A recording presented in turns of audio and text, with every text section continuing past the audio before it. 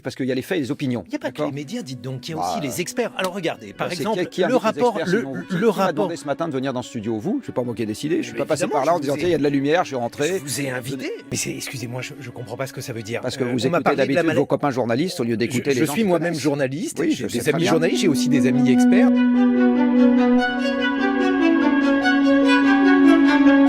Je sais que vous n'avez pas très envie de parler du nucléaire. Vous avez dit que vous ne vouliez pas en parler plus de 20% du temps de l'émission. Expliquez-moi pourquoi. J'ai pas dit que j'avais pas envie de parler de nucléaire, j'ai dit que je n'avais pas envie de parler que de ça.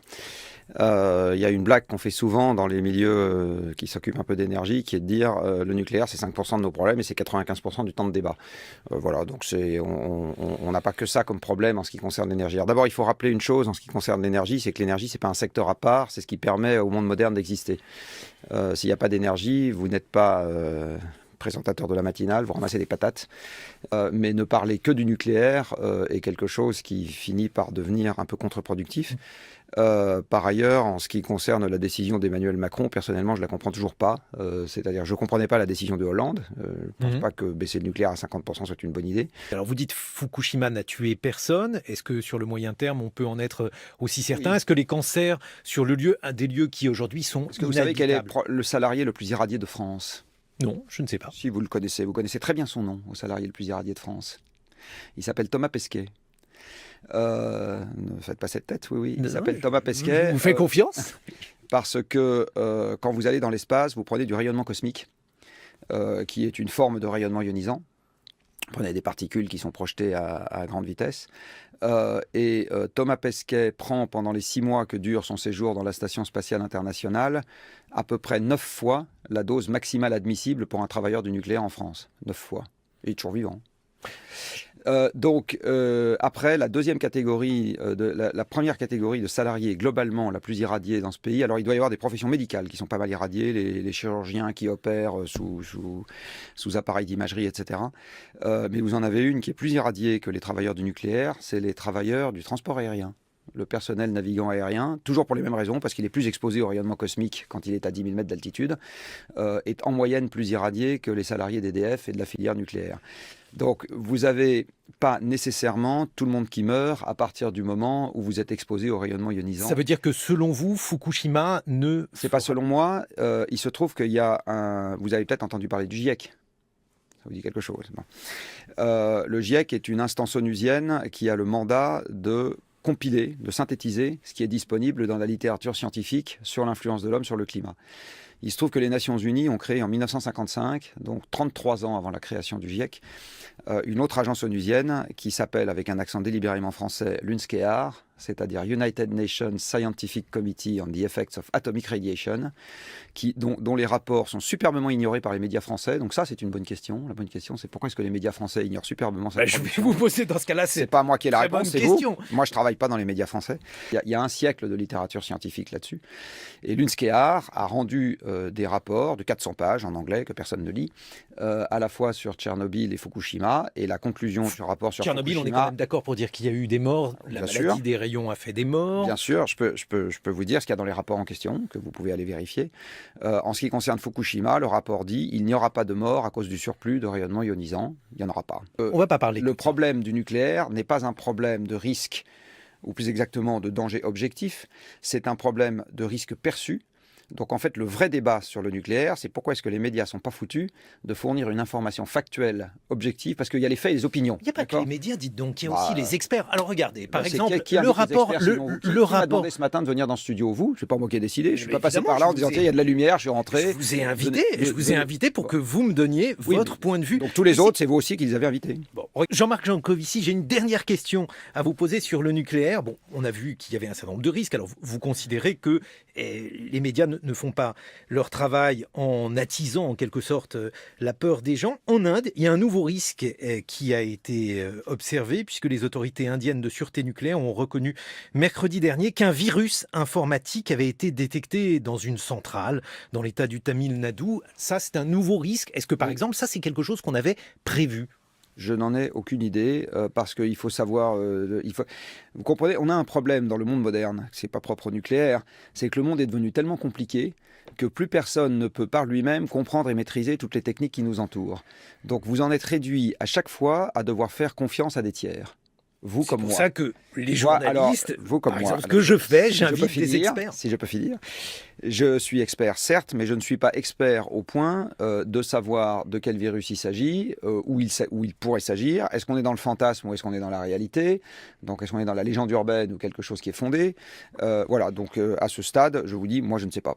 Et ça veut dire que lorsque... Mais si vous me demandez, est-ce que vous êtes très inquiet? Je vais vous dire non. Je ne suis pas très inquiet avec cette information. Il peut aussi y avoir, vous savez, des virus dans les tours de contrôle et les avions s'écrasent. Il peut y avoir des virus... Il peut y avoir des avions qui s'écrasent également sur des réacteurs nucléaires. Oui, c'est pas... à nouveau, l'avion, il vaut beaucoup mieux qu'il s'écrase dans une tour à la Défense si vous voulez faire beaucoup de morts. Ça sera beaucoup plus efficace. Pourquoi? Parce que vous êtes sûr qu'aujourd'hui, les réacteurs nucléaires... Parce que si un avion s'écrase sur un réacteur nucléaire, vous aurez peut-être, je dis bien peut-être, une fuite de matériaux radioactifs qui ne fera pas de millement instantané. Mais... Voilà. Alors que si l'avion s'écrase dans une tour à la Défense, on a très bien vu ça à Manhattan, ça marche très très bien. Vous faites quelques milliers de morts instantanées. Donc c'est beaucoup. Moi, si je suis terroriste, j'ai beaucoup plus envie de m'écraser dans une tour que de m'écraser sur une centrale nucléaire. Donc il faut bien comprendre que de lutter contre le changement climatique, c'est de se mettre au régime. Bon, ça c'est une première chose. Donc au régime, si je vous suis bien, de 4%. Et c'est une grosse mise au régime qui n'épargnera même pas les gens qu'on appelle modestes. D'accord ? C'est une grosse mise au régime. Donc le non-dit politique majeur aujourd'hui, parce que les économistes utilisent des modèles totalement farfelus pour dire que les deux sont compatibles, c'est que ça n'est pas compatible avec la croissance économique, c'est même pas compatible avec le maintien de la production économique actuelle. Donc ça veut dire perte de pouvoir d'achat, pour être très clair. Pour tout le monde. Pas juste pour les riches. Pourquoi une perte de pouvoir d'achat ? Une perte, en tout cas, une diminution de... Parce que se mettre au régime, c'est perdre de pouvoir d'achat. Est-ce que ça ne peut pas passer, par exemple, par une meilleure isolation des maisons, par le fait que... Si, mais c'est aussi par moins d'espace habitable par personne, c'est aussi par moins de moyens mécanisés de se déplacer par personne, c'est aussi par moins de fringues et d'objets de toute nature achetés par personne, etc. C'est moins de tout ça. Bon, donc une fois qu'on a posé cela... Alors une fois qu'on a posé cela, on comprend que le nucléaire dont on a beaucoup parlé dans cette première partie est un parachute ventral. C'est-à-dire que si on n'en utilise pas, eh bien la décrue énergétique est encore plus rapide que si on en utilise. Et à ce moment, l'effondrement social est encore plus rapide. Voilà, donc après, on choisit ton camp, camarade. Si je vous dis par exemple que l'éolien... Je pense que les risques portés par ce genre de trucs sont très importants. Alors l'éolien et le solaire, l'éolien, vous savez, les moulins à vent, c'est connu depuis 2000 ans. Il se trouve que historiquement, on est passé des moulins à vent au combustible fossile. Donc si les moulins à vent étaient une énergie merveilleuse, sans inconvénients, pas chère, etc., pourquoi est-ce qu'on s'est enquiquiné à passer des moulins à vent au pétrole ?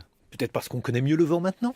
Non, parce qu'on connaissait très bien le vent il y a 2000 ans, et parce que tout simplement, c'est pas vrai en fait que le vent est une énergie bien supérieure au pétrole. Tant qu'on n'a pas de problème avec la quantité de pétrole extractible, et tant qu'on n'a pas de problème avec le changement climatique, le pétrole c'est vachement mieux que le vent. Il a donc un certain nombre de défauts, mais aujourd'hui on dit que alors, je sais pas, si on appelle ça des défauts, on appelle ça des faiblesses physiques. Attendez, je vais aller jusqu'au bout. Que le prix du kilowattheure fourni par l'éolien est aujourd'hui au même prix que le nucléaire si on intègre tous les coûts du nucléaire. Non, vous n'intégrez pas tous les coûts de l'éolien dans cette affaire. Et vous intégrez tous les coûts du nucléaire, absolument, y compris le démantèlement des centrales ? Absolument, oui. Le démantèlement, c'est 10% du coût de construction. Est-ce que vous avez intégré tous les coûts, y compris les coûts avec des éventualités faibles mais réelles, comme par exemple ce qui s'est passé à Fukushima, et qui doit être intégré dans les coûts ? Oui, parce que vous avez... une région rendue inhabitable ? Non, la région n'est pas rendue inhabitable à Fukushima. Vous voulez habiter alors là, je préférerais, sans hésiter une seconde, si on me donne le choix entre habiter à Fukushima et habiter à côté d'une usine chimique ou à côté d'une autoroute ou à côté d'une centrale à charbon, je vais habiter à Fukushima sans hésiter une seconde. Pourquoi ? Parce que vous préférez un risque faible mais grave à un risque... Non, le risque n'est pas faible mais grave. Le risque, je répète ce que j'ai dit tout à l'heure, les rapports de l'UNSCEAR vous disent qu'il n'y a pas de risque à cause du surplus de rayonnement. Mais excusez-moi, je ne comprends pas ce que ça veut dire. Parce que vous écoutez d'habitude vos copains journalistes au lieu d'écouter les gens. Je suis moi-même journaliste, oui, j'ai des amis journalistes, j'ai aussi des amis experts, et lesquels m'expliquent que la maladie des rayons existe. C'est pas des experts du coup. C'est des gens que vous invitez, mais c'est pas des experts. Et alors par exemple, Tchernobyl, qu'est-ce qui Faites venir un médecin. Faites venir le chef du service de médecine nucléaire de la Pitié-Salpêtrière. Je peux vous donner ses coordonnées, il vous expliquera. Lui est un expert. Écoutez, moi, je suis là pour vous écouter de toute façon. Mais, Faites venir un médecin. Qu'est-ce qui s'est passé? Pourquoi les radios n'invitent jamais de médecins quand il s'agit? C'est les seuls qui toutes savent. sortes de gens. Non, vous invitez des associatifs, vous invitez des gens comme moi, vous invitez pas de médecins. Non. Invitez un médecin. On invite des gens à charge, à décharge, des gens pour le nucléaire. D'ailleurs, non, je mais n'ai pas vraiment d'opinion, j'écoute les experts. Vous savez, alors, il y a les faits et les opinions. En ce qui concerne les faits, comme par exemple le fait que la Terre est ronde, il n'y a pas de gens à charge et à décharge. Vous n'allez pas inviter dans ce studio, enfin vous pouvez si vous voulez inviter des gens qui disent que la Terre est plate, mais je ne pense pas que ça va améliorer la compréhension du monde des gens qui vous écoutent. Vous avez tout à fait le droit de défendre le nucléaire, c'est votre droit. Je ne suis pas en train de défendre le nucléaire, je suis en train de... Non. Je suis en train de défendre quelque chose de beaucoup plus profond que ça. Je suis en train de défendre ce qui fait la légitimité d'un expert. C'est ça que je suis en train de défendre. Mais le problème, c'est qu'en fait, il faut un expert pour savoir ce qu'est un expert. Non, un expert ne s'autoproclame jamais expert, ça n'existe pas ça. Un expert est considéré comme expert quand il a une compétence reconnue par ses pairs. Fukushima, c'était pas un effroi médiatique. Fukushima, c'est un effroi médiatique. Vos collègues de France Info ont même osé affirmer que c'était Fukushima qui avait fait 20 000 morts. Bon, je sais pas ce que mes collègues et camarades de France Info ont dit, mais ce qui est certain, les gens finissent par le croire. Et faites venir encore une fois un médecin qui va vous en parler. Il se trouve on a fait venir tous ces gens, mais vous voyez bien quand même. Je ne sais pas, je suis pas sûr que vous ayez fait venir des médecins. En tout cas, moi, j'en ai jamais entendu. Pour savoir si on a invité des médecins. J'en ai jamais entendu à la radio, moi, des médecins spécialistes de ce genre de sujet. Non, j'en ai jamais entendu. Je vous promets que j'en inviterai un. J'ai entendu Rivasi et Lepage autant que vous voulez, mais alors par contre des médecins spécialistes Jadot, mais par contre des spécialistes, non, j'en ai pas entendu souvent. Mais ça, c'est un mauvais procès à mon avis, parce que si vous voulez, le lobby nucléaire. Alors, je suis pas en train de vous faire un procès. Vous appartenez au lobby nucléaire. Je suis pas en train de vous faire un procès. Je suis juste en train de constater un fait, qui est que si on fait l'inventaire précis des invités qui sont passés derrière ce micro et derrière ceux de vos confrères, il y a quasiment jamais. J'ai pas les chiffres, donc là encore une fois, on peut pas débattre de cela. En tout cas, il y a une chose qui est certaine, c'est que ce qui s'est passé à Fukushima et à Tchernobyl ne peut pas être considéré comme une péripétie. Non, c'est pas ce que je suis en train de dire. Vous savez quel est l'accident d'installation de production électrique qui a fait le plus de morts dans le monde? Lorsque je vous pose une question, vous répondez par une autre question. C'est un procédé que je connais bien, mais ça veut dire que... Non, c'est pas. Je suis pas en train de faire Rabbi Jacob. Je suis en train de vous poser une vraie question. C'est les barrages qui ont tué le plus de gens dans le monde, de très très loin. L'accident qu'il y a eu au barrage de Longarone en Italie dans les années 50 a fait 2500 morts. Non, mais vous considérez que le changement climatique, on va s'en occuper avec du nucléaire et du gaz de schiste? Je considère que si on ne fait pas de nucléaire, globalement, on augmente le risque. Non, c'est ça que je suis en train de dire. Vous considérez qu'il n'y a pas d'autres possibilités? Non, c'est pas du tout ce que je vous ai dit. Je vous ai dit la première chose qu'on allait faire. Vous voyez, vous êtes comme tous vos copains. J'ai dit que la première chose qu'il fallait faire, c'était se mettre au régime. J'ai pas dit que la première chose qu'il fallait faire, c'était... Vous avez dit qu'il fallait se mettre au régime. Il y a une preuve et un enregistrement sonore. Absolument. Voilà, il y a exactement 5 minutes. Vous avez la mémoire courte. Non, j'ai pas la mémoire courte parce que je sais que vous avez expliqué là aussi que pour la gaz de schiste. Alors, je sais pas si vous avez le goût du paradoxe, mais moi, a priori, effectivement, j'ai entendu... J'ai pas le goût du paradoxe. Je vous ai dit que le gaz de schiste avait une caractéristique. J'ai dit bien une caractéristique. Je ne dis pas c'est merveilleux ou c'est une caractéristique, c'est qu'il a contribué à faire baisser les émissions de CO2 des États-Unis. C'est un fait, voilà, c'est tout. Après, on peut être pour ou contre, c'est un autre sujet. Je vous dis juste, il a contribué à cet effet-là, parce qu'il a déplacé du charbon dans la production électrique. Les Allemands, avec leurs éoliennes, ont gagné beaucoup moins de charbon dans la production électrique que les Américains avec leur gaz de schiste. Voilà, ça c'est un fait. Après, on peut débattre de comment est-ce qu'on interprète ce fait, quel enseignement on en tire, quel recul on prend sur cette situation, etc. On peut très bien discuter de ce genre de choses. Par contre, c'est un fait. Et le photovoltaïque, dont on a peu parlé? Vos enfants seront morts, que ça n'aura pas changé la situation de la planète.